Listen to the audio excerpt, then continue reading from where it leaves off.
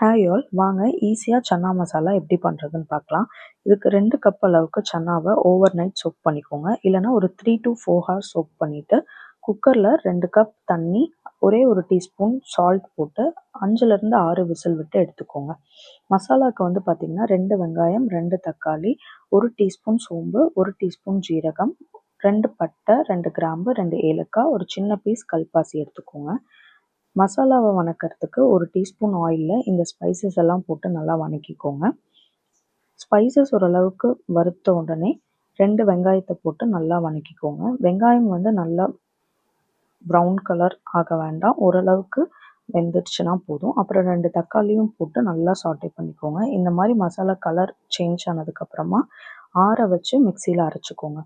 இப்போது கிரேவி பண்ணுறதுக்கு 3 table spoon oil, ஒரே ஒரு கிராம்பு, ஒரு பட்டை, ஒரு ஏலக்காய், ஒரே ஒரு டீஸ்பூன் சோம்பு போட்டு கொஞ்சமாக கருவேப்பிலை போட்டுக்கோங்க. ஒரு சின்ன சைஸ் பெரிய வெங்காயம் கட் பண்ணிவிட்டு 2 பச்சை மிளகாய் போட்டு ஆட் பண்ணிக்கோங்க.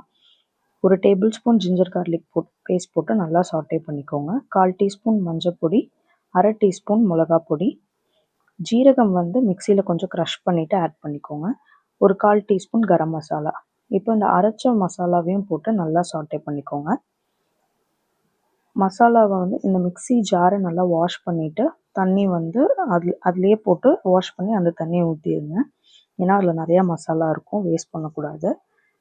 இப்போ இதில் எதுவுமே ஆட் பண்ணாமல் ஒரு 5 to 10 மினிட்ஸ் நல்லா கொதிச்சோடனே வேக வச்ச சன்னாவை வந்து ஆட் பண்ணிவிட்டு ஒரு 5 to 10 மினிட்ஸ் அந்த மாதிரி ஸ்லோ ஃப்ளேமில் குக் பண்ணிங்கன்னா சூப்பரான சன்னா மசாலா ரெடி ஆகிடும். இது வந்து சப்பாத்தி, ஒயிட் ரைஸ், தோசை எல்லாத்துக்குமே நல்லாயிருக்கும். நான் இன்றைக்கி பரோட்டா பண்ணி சன்னா மசாலா பண்ணியிருக்கேன். நீங்களும் ட்ரை பண்ணி பார்த்துட்டு எப்படி இருக்குது சொல்லுங்கள்.